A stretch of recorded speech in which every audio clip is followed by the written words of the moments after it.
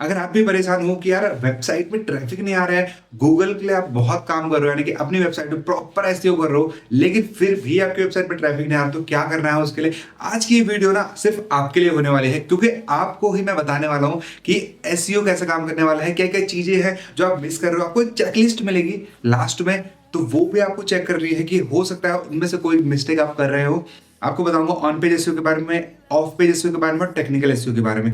तीन चीजें हैं जो सबसे ज्यादा इंपॉर्टेंट एक्सपेक्ट रखता है एसईओ के अंदर। अगर आप इन चीजों को फॉलो अप नहीं करोगे तो आपको कहीं ना कहीं लॉस उठाना पड़ेगा, यानी कि आपको ट्रैफिक नहीं मिलेगा। तो आपको किन किन चीजों का ध्यान रखना, वो सारी चीजों के बारे में आज हम इस वीडियो में बात करने वाले हैं। तो यार अगर आप इससे रिलेटेड देखना चाहते हो ना, तो वीडियो को फॉलो कर लो, चैनल को फॉलो कर लो, वीडियो को देख लो और लाइक कर देना। कमेंट करना, कोई भी इशू होता है आप नीचे कमेंट करके हमें डेफिनेटली बता सकते हैं। तो यार चलो, without doing any further delay, let's get started.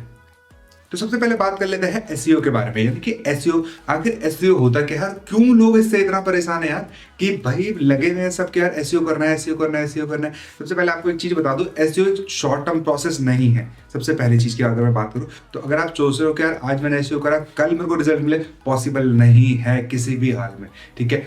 दूसरी चीज की बात करता है एसईओ क्या होता है। SEO basically search engine optimization हुआ, ठीक है। ये काम क्या करता है उस चीज के बारे में बता दूं।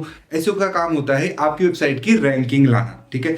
सपोज आपकी वेबसाइट गूगल में, आप किसी ने कोई कीवर्ड सर्च करा, सपोज किसी ने सर्च करा जिम नियर मी, ठीक है, तो उसमें जो वेबसाइट टॉप में आ रही है ना, वो एसईओ की वजह से आ रही है। एडवर्टीजमेंट वालों की मैं बात नहीं कर रहा, एडवर्टीजमेंट को छोड़ के जो उसमें रैंक में ऊपर आ रही है वो एसईओ की हेल्प से आ रही है, ठीक है। गूगल ऑप्टिमाइज करता है कि यार कौन सी वेबसाइट का ऑप्टिमाइजेशन, नहीं कंटेंट राइटिंग अच्छी है, हर चीज चेक करके ये इस तरीके से आपकी वेबसाइट ऊपर आती है। सर्च इंजन का काम ही यही होता है कि जो यूजर उस पर आ रहा है उसको बेस्ट से बेस्ट रिजल्ट दे रहा, ठीक है। तो अब हम बात कर लेते हैं कि यार एसईओ किस तरीके से काम करता है, क्या क्या चीजें उसमें होती है।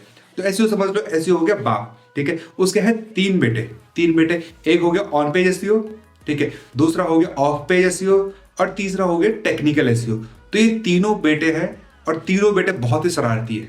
आपको इन बेटों के बारे में जानना पड़ेगा कि यार ये बेटे आखिर किन किन चीजों से मानेंगे और ये आपकी वेबसाइट में किस तरीके से काम करने वाले हैं। तो सबसे पहले बात कर लेते हैं सबसे बड़े बेटे की, यानी कि ऑन पेज एसईओ की, कि वो किस तरीके से काम करते हैं, किन किन चीजों को आपको मेजरली ध्यान रखना चाहिए। सबसे पहली चीज आती है कंटेंट की क्वालिटी, यानी कि आपका जो कंटेंट है उसकी क्वालिटी कैसी है, किस तरीके का वो कंटेंट है। इन केस आपने भी वही कंटेंट लिख रखा और एक आदमी और है जिसने पहले से ही वो कंटेंट लिख के डाल रखा है, आपके कंटेंट में और उसके कंटेंट में क्या फर्क है। सबसे पहली चीज तो ये होनी चाहिए, डिफरेंस क्या है, आप उसमें क्या ऐसा अलग से दे रहे हैं जो वो नहीं प्रोवाइड कर रहे हैं। पहली चीज तो, और कंटेंट की क्वालिटी जितनी प्रीमियम होगी, जितना बढ़िया आप कंटेंट लिख सकते हो उसको लिखो, जितना आप एक्सप्लेन कर सकते हो, कंक्लूजन दे सकते हो, बोल्ड में दे सकते हो, बहुत सारी चीजें होती है, वो हम आगे बात करेंगे। तो पहली चीज होगी आपकी कंटेंट की क्वालिटी, जितनी बेटर होगी उतना आपको अच्छा रिजल्ट मिलेगा लॉन्ग टर्म में ऑन पेज एसईओ में, यानी कि ऑर्गेनिकली, ठीक है। अब हम दूसरी चीज की बात करते हैं, तो सेकंड चीज आती है आपका टाइटल टैग्स। तो टाइटल टैग्स के बारे में आप लोगों ने बहुत सुना होगा, बहुत वीडियोस देखी होंगी। तो टाइटल टैग्स भी बहुत ज्यादा इंपॉर्टेंट करते हैं। टाइटल कैसा है आपका, टाइटल में आपके कीवर्ड्स आ रहे हैं नहीं आ रहे हैं, टैग्स में आपके कीवर्ड्स आ रहे हैं नहीं आ रहे हैं, बहुत सारी चीजें होती है। तो टाइटल टैग भी आपको फोकस करना पड़ेगा। जो कंटेंट पे आप काम कर रहे हो, जिस कंटेंट पे आप काम कर रहे हो, आपको उस पर्टिकुलर कंटेंट का आपको टाइटल टैग भी प्रॉपरली अरेंज करना होगा और लगाना पड़ेगा। अगर आप टैग प्रॉपर नहीं लगाओगे तो आपको दिक्कत आएगी ही आएगी। दो चीजें हो गई। अब तीसरी चीज की बात करते हैं। तीसरी चीज आ जाती है इसमें आपका डिस्क्रिप्शन, यानी कि मेटा डिस्क्रिप्शन। जो चीज क्या आपने देखा होगा ना कई बार, जैसे आप कोई चीज सर्च करते हैं, ठीक है, आप गूगल में सर्च करा आपने जिम नियर मी, ठीक है, तो जिम नियर मी तो आ गया, सबसे ऊपर आता है उसका टाइटल, उसके बाद आता है यूआरएल। तीसरी चीज आती है उसमें जो डिस्क्रिप्शन होता है, यानी कि जिसको मेटा डिस्क्रिप्शन बोलते हैं, तो वो भी आपका प्रॉपर होना चाहिए, क्रिस्प होना चाहिए और बहुत कम चीजों में बहुत बड़ी बात बोली हुई होनी चाहिए, ठीक है। तो तीन चीज आपकी क्लियर हो गई। आपकी पहली चीज हो गई कंटेंट क्वालिटी आपकी होनी चाहिए, आपका हो गया टाइटल एंड डिस्क्रिप्शन होना, टाइटल एंड मेटा होना चाहिए। तीसरी चीज हो गई आपका डिस्क्रिप्शन, मेटा डिस्क्रिप्शन। चौथी चीज की बात करूं तो यूआरएल स्ट्रक्चर। तो यूआरएल स्ट्रक्चर अगर आपका प्रॉपर नहीं है, या आप क्या करो, आप कुछ टाइम में अभी आपने यूआरएल बनाया, 6 महीने में आपकी वेबसाइट में काम होने लगा, प्रोसेस होने लगी, उसके बाद फिर आपने यूआरएल चेंज कर दिया, तो उससे क्या होगा कि आपकी वेबसाइट में इश्यूज आने शुरू हो जाएंगे, आपकी वेबसाइट की रैंकिंग खत्म हो जाएगी, ठीक है। तो ये चीज यूआरएल में एक बार स्ट्रक्चर बनाना है, प्रॉपरली देख के बनाना है स्ट्रक्चर क्या होना चाहिए। क्लीन स्ट्रक्चर जितना रखोगे उतना आपके लिए बेस्ट है, ठीक है। तो क्लीन स्ट्रक्चर होना चाहिए यूआरएल का। जैसे एग्जाम्पल के लिए देता हूँ, example.com/ जो आपका आर्टिकल है, SEO क्या होता है, ठीक है, ये आपका इस टाइप से आपको URL होना चाहिए, ठीक है। तो 4 चीज मैं आपको बता चुका। 5वीं चीज की बात करते हैं, इसमें आता है इंटरनल लिंकिंग। तो इंटरनल लिंकिंग आज के टाइम पे बहुत ज्यादा इंपॉर्टेंट है। अगर आपको अपनी ऑडियंस के साथ इंगेज करना है और उन्हें अपने चैनल में, अपने पेज पे होल्ड करना है, तो आपको इंगेजिंग कंटेंट रखना पड़ेगा। दूसरी चीज, इंटरनल लिंकिंग आपके लिए बहुत ज्यादा जरूरी है। ये भी ऑन पेज एसईओ का बहुत इंपॉर्टेंट एस्पेक्ट है, जिसको बहुत सारे लोग इग्नोर करते हैं और ये बहुत ज्यादा इश्यूज क्रिएट करता है आपकी वेबसाइट में बाउंस रेट को गिराने में, ठीक है। तो इस चीज का भी आपको पूरा पूरा ध्यान रखना है। अब हो गया, हमने पहले लड़के की तो बात कर लिया, यानी कि ऑन पेज एसईओ की। अब हम बात करते हैं ऑफ पेज एसईओ की, यानी कि दूसरे लड़के की। तो ऑफ पेज एसईओ में सबसे मेन चीज क्या होती है? बैकलिंक्स, ठीक है। आपकी वेबसाइट के बैकलिंक्स होने चाहिए। पहली चीज आती है नेचुरली बैकलिंक्स। आप ऐसा ना करें कि फाइवर में $5 में बैकलिंक्स मिले, 100 बैकलिंक, 1000 बैकलिंक, बिल्कुल नहीं लेना है, छोड़ दो, उन्हें कोई फर्क नहीं पड़ता। अगर आप ऑन पेज एसईओ में कंटेंट अच्छा डाल रहे हो ना, आपकी वेबसाइट के लिए आप अप्रोच करो, बड़े बड़े लोगों को मेल डालो। बहुत सारी वेबसाइट्स है जो लेती है गेस्ट पोस्ट, लेती है गेस्ट पोस्ट करो, बहुत अच्छे अच्छे तरीके से आपको बैकलिंक मिल जाएंगे, नेचुरल बैकलिंक्स बहुत मिल जाएंगे, बतेरे मिल जाएंगे, कोई इशू नहीं है उसमें, ठीक है। आपको वो हो गया बैकलिंक हो गया आपका, ठीक है। फॉर्म पोस्टिंग करो, गेस्ट पोस्टिंग करो, फॉर्म सबमिशन करो, और आपकी सोशल मीडिया बैकलिंक्स, ठीक है। सोशल मीडिया के बैकलिंक्स बहुत इजी होते हैं जनरेट करना, तो आप सोशल मीडिया में बैकलिंक्स ले सकते हो अपने हर जगह से, जहां जहां से आपको मिल सकता है वहां से लो, लेकिन प्रॉपरली लेना, नेचुरली लगना चाहिए कि भाई आप नेचुरली वो चीज कर रहे हो, ठीक है। ऐसा ना हो कि यार आप एबनॉर्मल तरीके से कर रहे हो, तो वो आपके लिए कहीं ना कहीं इशू क्रिएट करेगा ही करेगा। तो वो चीज आपको करनी नहीं है, ठीक है। प्रॉपरली करना, नेचुरली काम करना है, आपको कोई दिक्कत नहीं आने वाली है। तो मैंने आपको बता दिया बैकलिंक, ठीक है, नेचुरली फॉर्म करना है आपने, ठीक। दूसरी चीज आ गया सोशल मीडिया बैकलिंक्स, ठीक है। जैसे इंस्टाग्राम हो गया, ट्विटर हो गया, फेसबुक हो गया, और बहुत सारे, पिंटरेस्ट हो गया, वी हर्ट हो गया, बहुत सारे हैं। तो उनमें से भी आप बैकलिंक्स ले सकते हो, और हम वो आएंगे आपके सोशल बैकलिंक्स, ठीक है। वो हो गया। उसके बाद हम बात करते हैं फॉर्म सबमिशन, गेस्ट पोस्टिंग, ये सारी चीजें बैकलिंक्स में आ जाएगी। तो इनमें टाइम लगता है, ये चीज टाइम कंज्यूमिंग है, इसमें आपको पर्टिकुलर टाइम देना होगा, टाइम देके अप्रोच करना हो, तब जाके आपको बैकलिंक्स मिलेंगे, ठीक है। तो थोड़ा सा टाइम टेकिंग प्रोसेस है। इसके बाद तीसरी चीज आती है टेक्निकल एसईओ, ठीक है। तो टेक्निकल एसईओ में सबसे पहली चीज जो आती है ना, सबसे ज्यादा प्रॉब्लम जो क्रिएट करती है, वो करती है वेबसाइट की स्पीड।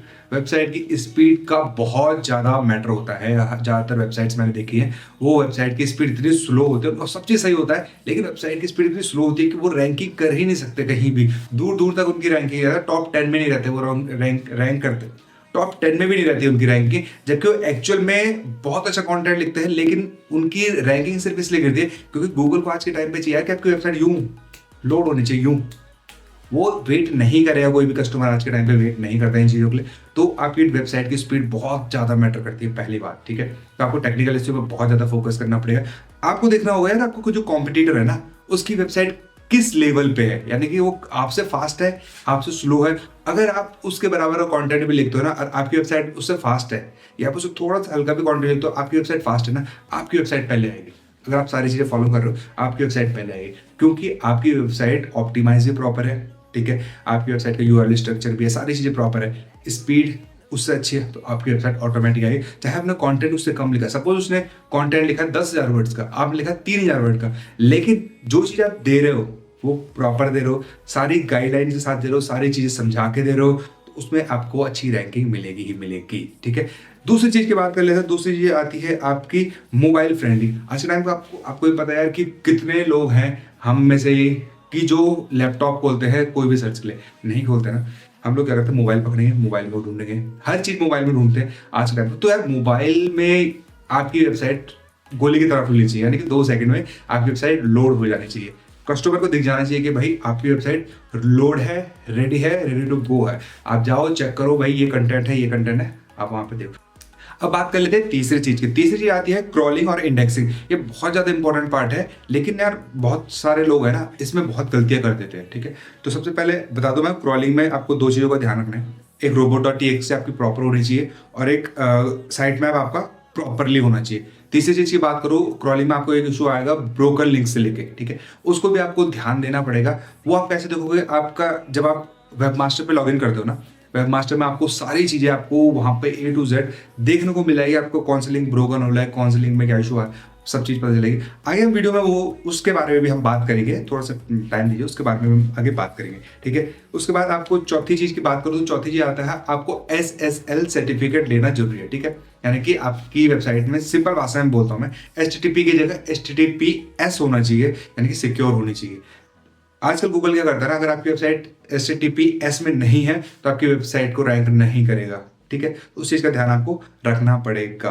तो अब कर लेते हैं आखिरी चीज़ की बात, यानी कि टेक्निकल एसईओ में लास्ट चीज़ की बात कर लेते हैं। तो वो आता है आपका वेबसाइट का डाटा स्ट्रक्चर कैसा है, यानी कि आपकी वेबसाइट कैसी है, एक चीज़ यहाँ जा रही है, एक चीज़ वहाँ जा रही है। तो इस तरीके से प्रॉपरली ऑर्गेनाइज होनी चाहिए। अगर आपने ब्लॉग की कैटेगरी बना रखी है तो उसके अंदर अगर आप ब्लॉगिंग से रिलेटेड डाल रहे हो तो सारी चीज़ें उसी से रिलेटेड होनी चाहिए, मतलब प्रॉपरली कैटेगराइज होनी चाहिए हर एक चीज़, ठीक है। एक चीज़ और मैंने छोड़ दी है, वो आता है कि कॉनिकल टैग्स, ठीक है। आपकी वेबसाइट में डुप्लीकेट कंटेंट नहीं होना चाहिए, ठीक है। जैसे कई लोग क्या करते हैं, एक URL बना दिया, वही टैग में भी डाल दिया, वही आपने डायरेक्ट URL में भी डाल दिया, तो वो कहीं ना कहीं आपकी वेबसाइट के लिए एक ड्रॉबैक हो जाता है। कॉनिकल टैग्स को भी यूज़ करना बहुत जरूरी है आज के टाइम पे, अगर आपको रैंकिंग करनी है, और उसके लिए आपको प्रॉपर वे में यूज़ करना पड़ेगा। हम आगे बात करने वाले हैं उन चीज़ों के ऊपर, कैसे करेंगे, क्या क्या होना चाहिए उसके लिए, कैसे कैसे होना चाहिए। तो इसकी मैं जो भी मैंने आपको चीज़ें बताई, इसकी चेकलिस्ट आपको नीचे मिल जाएगी डिस्क्रिप्शन में, आप डाउनलोड कर सकते हो, उसे यूज़ कर सकते हो, उसको देख सकते हो, समझ सकते हो चीज़ों किस तरीके से चीज़ें काम करती हैं।